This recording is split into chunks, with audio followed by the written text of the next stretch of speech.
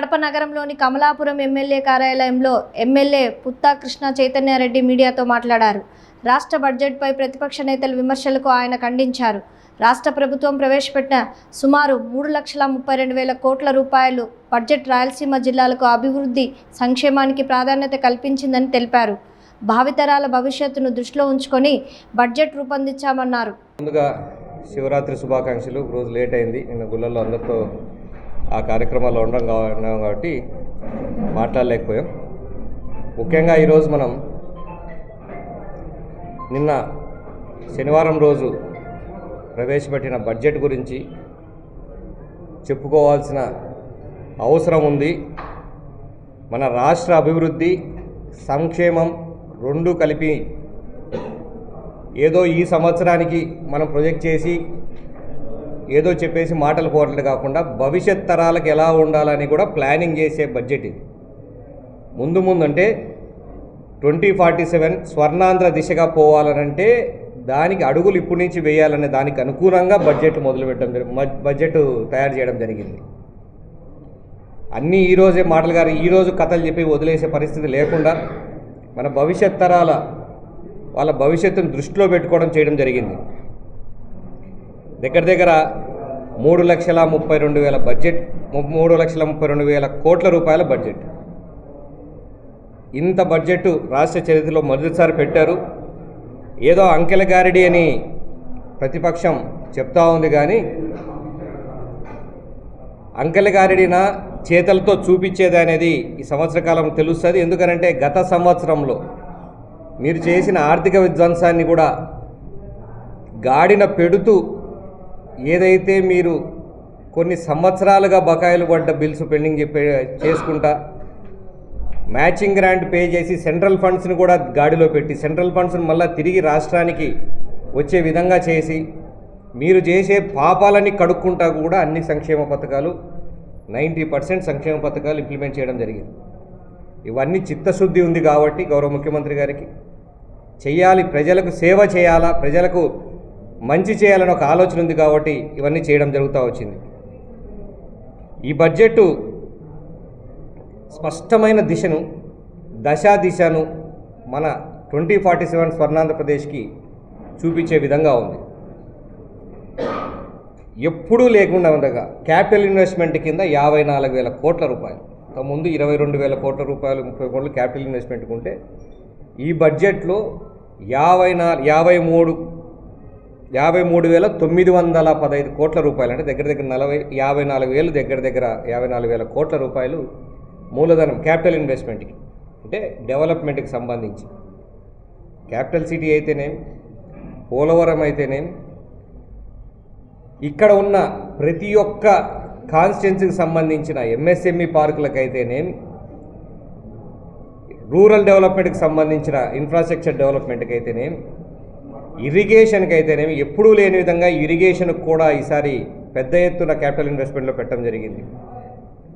ఉదాహరణకు ఏదైతే గత సంవత్సరం ముఖ్యమంత్రి గారు ప్రామిస్ చేశారో జిఎన్ఎస్ఎస్ తొందరగా పూర్తి చేస్తామని చెప్పేసి దానికి 600 కోట్ల రూపాయలు ఈ సంవత్సరంలో ఒక్క హైయెస్ట్ పెట్టింది దేనికయ్యానంటే రాయలసీమలో ఉన్న కడప జిల్లాలో ఉన్న జిఎన్ఎస్ఎస్ ప్రాజెక్టుకి అధిక ప్రాధాన్యం ఇచ్చి పెట్టడం జరిగింది. 600 కోట్ల రూపాయలు.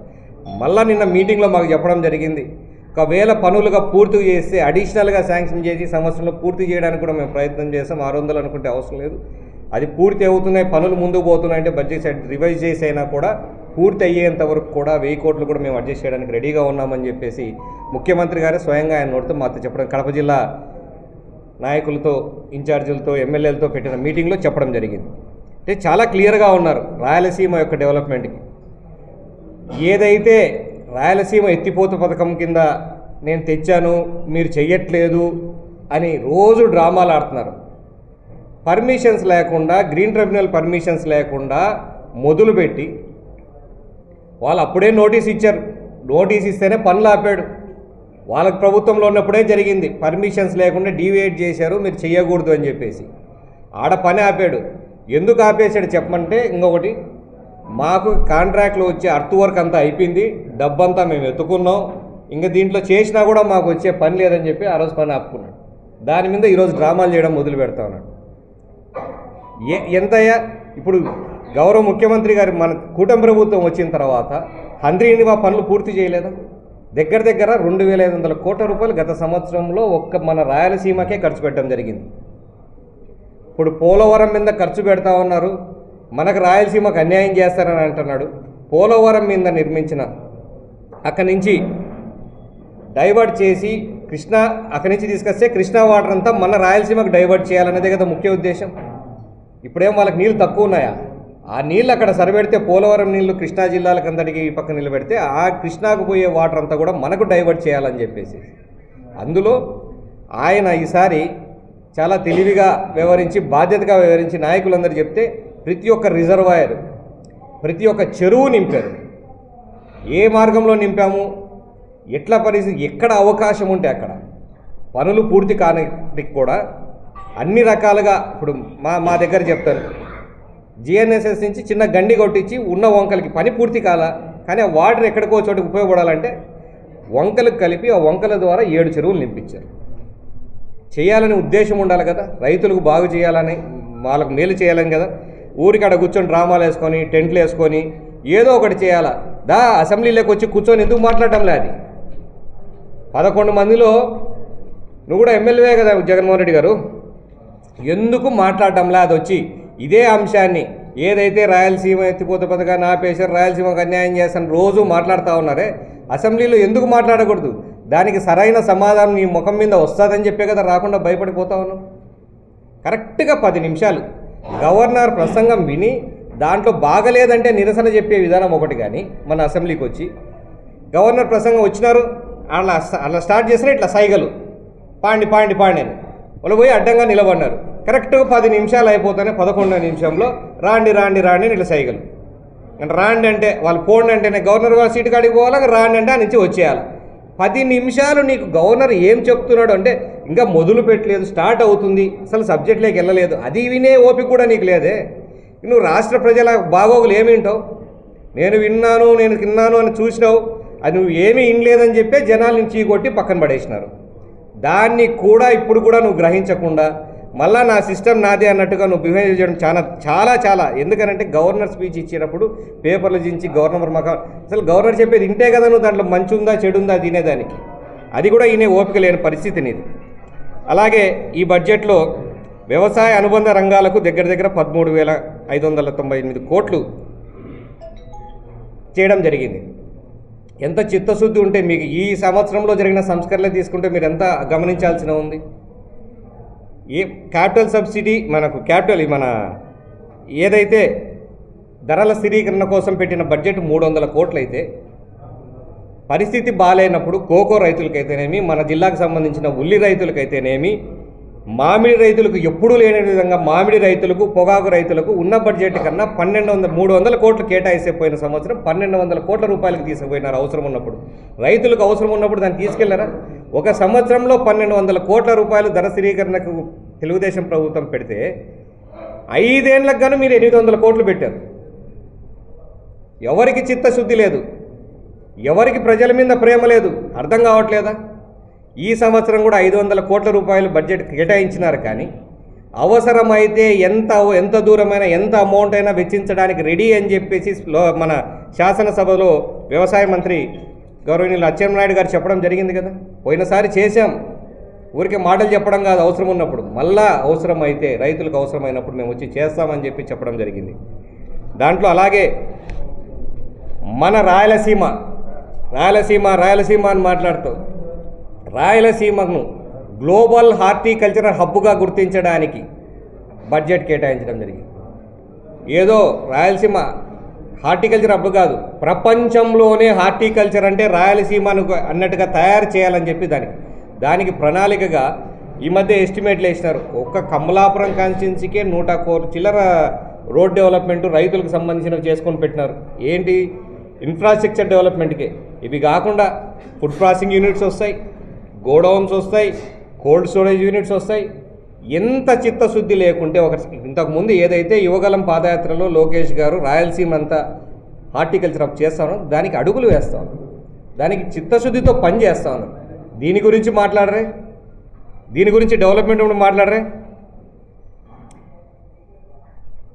ఈ విధంగా అదే చూసుకుంటా పోతే ఇరిగేషన్కి సంబంధించి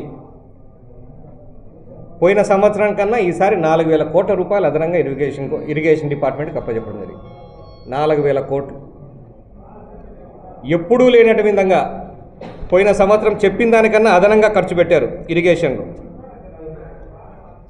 సొంతింటికి చేయాలని మీరు మన ఇండ్లకి డబ్బులు పెంచాలా, గృహ నిర్మాణానికి సంబంధించిన దానికి 2,000 కోట్లు కేటాయిస్తే ఇంతకుముందు బడ్జెట్లో ఇప్పుడు 6,000 కోట్లు పెట్టారు.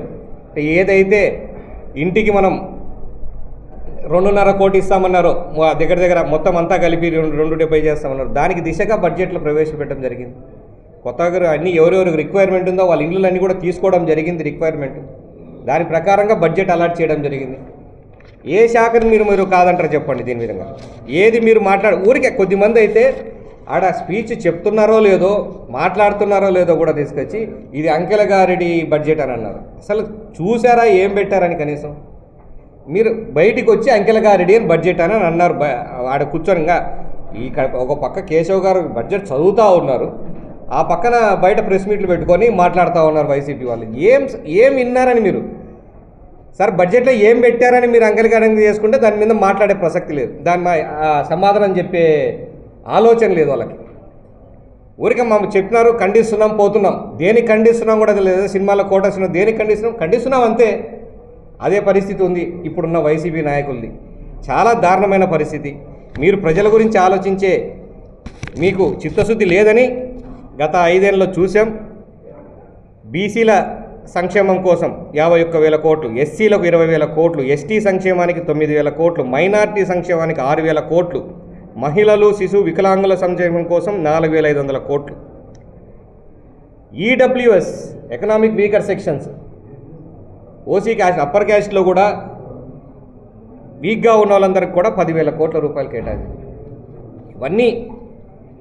ఇవన్నీ లోపలికి వెళ్ళి చూస్తే కదా దేనికి ఏది పెట్టినారని చెప్పి మీరు మా అంకిల్ గారెడ్డి అని చెప్పేదానికి.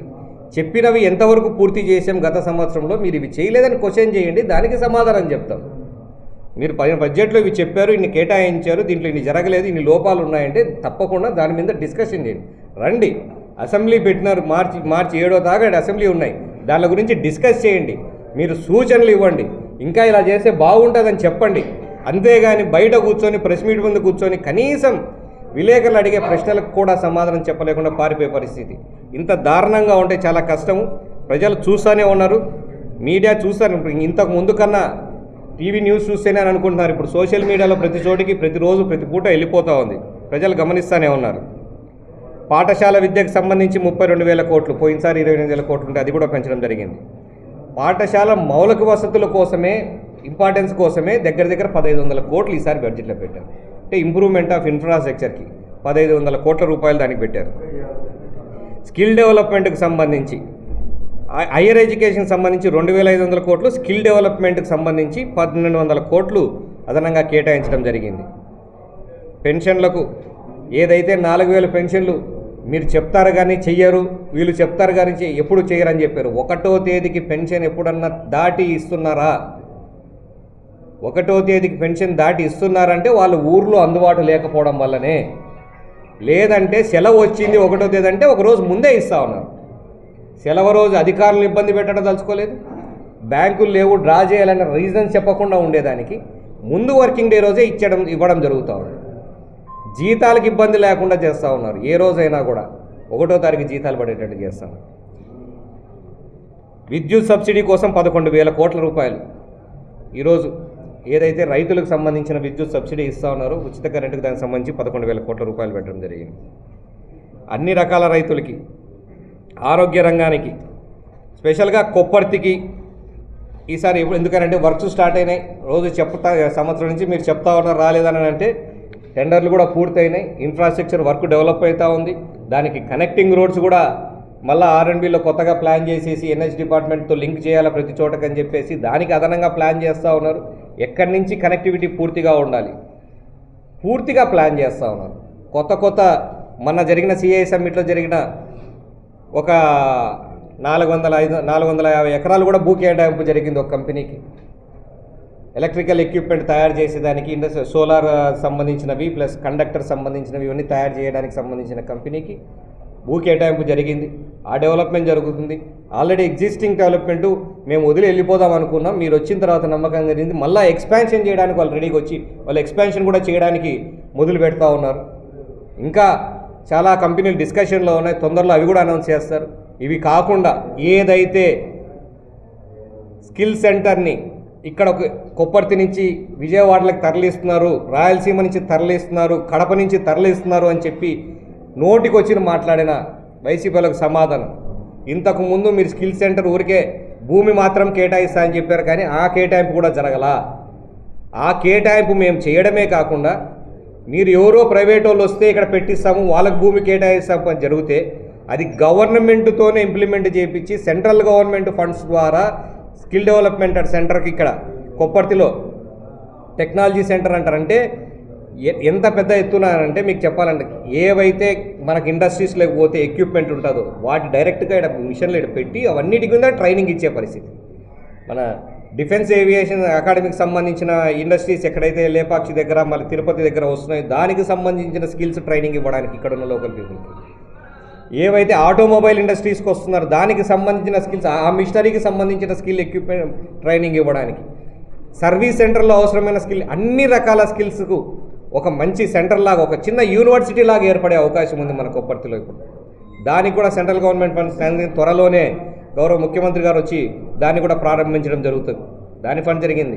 అది వచ్చేంత వరకు మీరు ఎందుకు వెయిట్ చేయాలా? ఇప్పుడు ఒక బిల్డింగ్ కట్టున్నారు, అడ్మిన్ బిల్డింగ్ అని, దాంట్లో స్టార్ట్ చేయండి, ముందు మీరు పని ట్రైనింగ్ అయితే స్టార్ట్ చేయండి అని చెప్పేసి కూడా గౌరవ ముఖ్యమంత్రి గారు లోకేష్ గారు స్పెషల్గా స్కిల్ డెవలప్మెంట్కి సంబంధించి స్టార్ట్ చేయమని చెప్పి ఆదేశాలు ఇవ్వడం జరిగింది. ఈ పనులు కన్స్ట్రక్షన్ జరుగుతూ ఉన్నా కూడా టెంపరీగా కోర్సులు అయితే స్టార్ట్ చేయమని చెప్పడం జరిగింది. ఏ వర్గానికి సంబంధించి కూడా అన్ని రకాలుగా కూడా ప్రతి ఒక్క డిపార్ట్మెంట్కు, యువతకైతేనేమి, రైతులకైతేనేమి, బడుగున వర్గాలకు సంబంధించిన వర్గానికి సంబంధించిన వాళ్ళకైతేనేమి, మహిళలకైతేనేమి, అలాగే కానిస్టేబుళ్లకు డీజీపీ నుంచి కానిస్టేబుల్ వరకు 20 నుంచి 45 లక్షల రూపాయలు ఉచిత బీమా కవరేజ్ కల్పిస్తూ ఉన్నారు. వాళ్ళకి ఎక్కడన్నా డ్యూటీలో ఉన్నప్పుడు ఏమన్నా జరిగితే వాళ్ళ కోసం అని చెప్పి ఉచిత బీమా కల్పిస్తూ ఉన్నారు. 45 లక్షల వరకు వాళ్ళకు జరిగేటట్టు. మున్సిపల్ పట్టణాభివృద్ధికి 15,000 కోట్లు, 14,539 కోట్ల రూపాయలు కేటాయించడం జరిగింది. మీరు ఎప్పుడూ లేనంటే డెవలప్మెంట్ చూస్తూ ఉన్నారు. మా కాన్స్టిట్యున్సీలో రోడ్లు పట్టించుకోలే, ఏమీ పట్టించుకోలే. నిన్న ఎంత నీచమైన పరిస్థితి అంటే ఒక 3 కోట్ల రూపాయలు 6 వార్డులకు సంబంధించింది. నారాయణ గారు ఇప్పుడు మేము డబ్బులు ఇస్తాము, మీ కాడ తర్వాత ఉన్నప్పుడు మీరు కడుదురులేండి, అది మీరు తొందరగా వేసుకోండి, మళ్ళీ మీ జనరల్ ఫండ్ నుంచి ఎప్పుడన్నా మీకు ఉన్నప్పుడు కట్టండి అని అర్జెంటుగా అవసరం ఉంది, రోడ్లు చాలా ఇబ్బంది పడతానని అడిగితే దాన్ని కూడా కౌన్సిల్లో పెట్టి రిజెక్ట్ చేస్తారు. ఎంత నిజం ఏమంటే మనం తెచ్చిన తెలుగుదేశం ప్రభుత్వంలో ఈ రోడ్లు పడకూడదు, మా కౌన్సిల్ ఉంది, మేము అడ్డుపడతా ఉన్నాం. ప్రజలు చూడటం లేదా? డెవలప్మెంట్కే కదా తెచ్చింది, డెవలప్మెంట్కి ఎవడన్నా వద్దంటాడా? డెవలప్మెంట్కి ఇప్పుడు ఫండ్ పైనుంచి వస్తూ ఉంది, 3 కోట్ల రూపాయలు మేము పైనుంచి ఇస్తూ ఉన్నాం, మీరు ఖర్చు పెట్టండి అని అంటే అది మాకొద్దు, మేము పెట్టాం. ఇంతకన్నా నీచమైన సంస్కృతి ఉంటుందా? దరిద్రమైన ఆలోచన. డెవలప్మెంట్ ఏదో ఒక వస్తుందయా, మీరు తీసుకురండి, మీరు కూడా రండి, ఎట్లా డెవలప్మెంట్ తీసుకురావచ్చో మీరు రాండి, మాతో పాటు మనం కూడా పోతాం, ఇంకా తీసుకొద్దామనే ఆలోచన ఉండకుండా చాలా నీచమైన ఆలోచనలో ఉన్నారు ఈరోజు. ఇవన్నీ ఒక పక్కన జరుగుతూ ఉంటే ఇన్ని రకాలుగా బడ్జెట్లో మంచి చేకూరుస్తాను బడ్జెట్ పెట్టారు. రాష్ట్రం ఒక మంచి దిశగా నడుస్తూ ఉంది.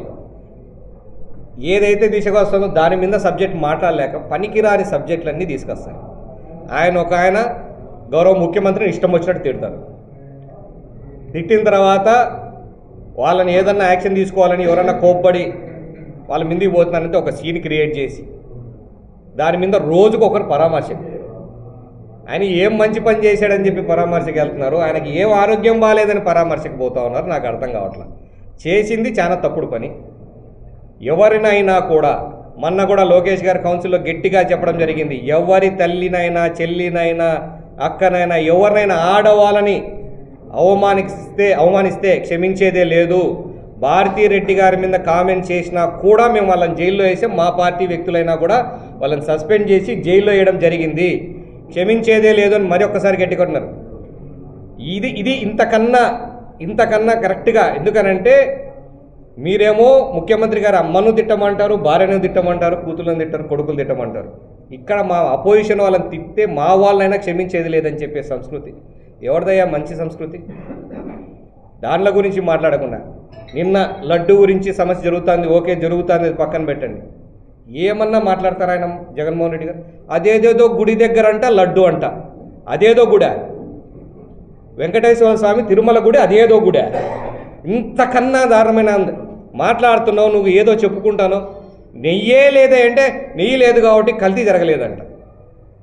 నెయ్యే లేదు, ఇది నెయ్యే కాదని ఒక ఇది ఇస్తే కల్తీ జరగలేదు కదా, నెయ్యి కానప్పుడు కల్తీ ఎట్ట జరుగుతుందని ఒకరు చెప్తారు. ఇంతకన్నా నీచమైన ఆలోచన విధానం. డిఫెండ్ చేసుకోవాలా, ఏది డిఫెండ్ చేసుకోవాలా, ఏది డిఫెండ్ చేయకూడదు. ఎందుకు మాట్లాడుతాను? దేవుడు మనల్ని క్షమిస్తాడా ఇట్లా చేసుకుంటా పోతే అన్న ఒక ఆలోచన లేదు. నిజంగా భయం భక్తి లేదు, ఆ దేవుని మీద భయం లేదు కాబట్టి వాళ్ళు ఆ రకంగా మాట్లాడుతూ ఉన్నారు. ఇవన్నీ వాళ్ళ నీచ సంస్కృతికి మీకు అర్థం పడతా ఉంది, వాళ్ళ ఒక బిహేవియర్. ఏదైనప్పుడు కూడా మే బడ్జెట్లో చెప్పిన ప్రకారం 100% డెవలప్మెంట్ కోసం, సంక్షేమం కోసం నిరంతరం. నిన్న మాకు ఏదైతే సీఎం గారు జిల్లా మీటింగ్ పెట్టి జిల్లా ఒకటే చెప్పారు, మీరు జనాలకు మేలు చేయకపోతే నాకు పార్టీలో అవసరంలా. మీరు జనాల్లో నిత్యం ఉండి వాళ్ళ సమస్యలు తెలుసుకొని నా దగ్గరికి తీసుకొస్తే నేను చేయడానికి రెడీగా ఉన్నా. ఆడ కూర్చొని ఏ సమస్యలు మీకు ఇమ్మీడియట్గా కావాలి, నీ కాన్స్టిట్యున్సీకి ఏ సమస్యలు తొందరగా తీరితే జనాలకు కొంచెం ఏవి స్ట్రక్ అయి ఉన్నాయి, ఆర్థిక పరంగా ఏవి స్ట్రక్ అయి ఉన్నాయి, పాలసీ పరంగా ఏవి స్ట్రక్ అయి ఉన్నాయి, ఏ డెసిషన్ తీసుకుంటే మనం తొందరగా వాళ్ళకి రిలీఫ్ ఇవ్వచ్చు, ఇలాంటివన్నీ కూడా మాట్లాడి సాధ్యమైనటువంటి వరకు కూడా శాంక్షన్ చేసి, చిన్న చిన్న లిఫ్ట్ ఇరిగేషన్లు ఉంటే శాంక్షన్ చేశారు, ఎప్పటి నుంచో పెండింగ్ ఉన్నాయి అవి చేశారు. కమలాపురంలో నీటి వసతికి సంబంధించినవి చేశారు. ఏవైతే మున్సిపల్ వార్డులకు సంబంధించి 6 వార్డులలో డెవలప్మెంట్ లేదు, ఇమ్మీడియట్గా కొంచెం రిలీఫ్ బడ్జెట్ ఇవ్వమని చెప్పేసి అది శాంక్షన్ చేశారు. కరెక్ట్గా అడిగితే మేము జనాల కోసం ఏమడిగినా కాదనకుండా శాంక్షన్ చేశారు. ఇంకా మేమేం మార్పులు చేస్తే బాగుంటుంది గవర్నమెంట్లో, ప్రజలకు రీచ్ అవ్వాలి, మనం ప్రజల దగ్గరికి చేరాలంటే మేము ఏం చేసుకుంటే సజెషన్స్ కూడా ఇవ్వండి అని చెప్పడం జరిగింది. ఎవరైనా ఒక ముఖ్యమంత్రిలో ఆయన అపాయింట్మెంట్ కూడా ఇవ్వలేని పరిస్థితి ఉంటే గత 5 సంవత్సరాల్లో ఎమ్మెల్యేలు అందరూ ఏడ్చే వాళ్ళు అపాయింట్మెంట్ కూడా దొరకట్లేదు. ఇది సపరేట్గా ఎమ్మెల్యేలు మీటింగ్ పెట్టుకొని మీకు ఏం కావాలి డెవలప్మెంట్ అని తీసుకునే పరిస్థితి ఈరోజు కూటమి ప్రభుత్వంలో జరుగుతూ ఉంది.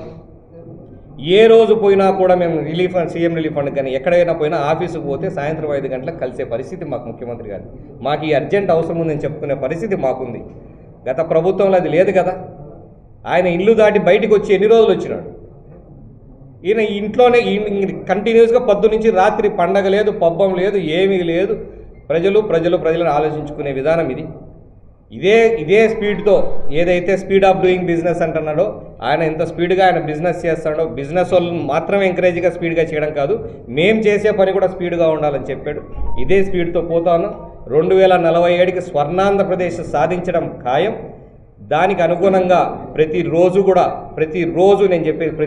కూడా మాకు దిశానిర్దేశం వస్తూ ఉంది. ఈరోజు మీరు దీని మీద కాన్సన్ట్రేట్ చేయండి. దీని మీద మీ సమస్యలతో పాటు ఈ సమస్యలు కూడా మీరు రివైజ్ చేయండి.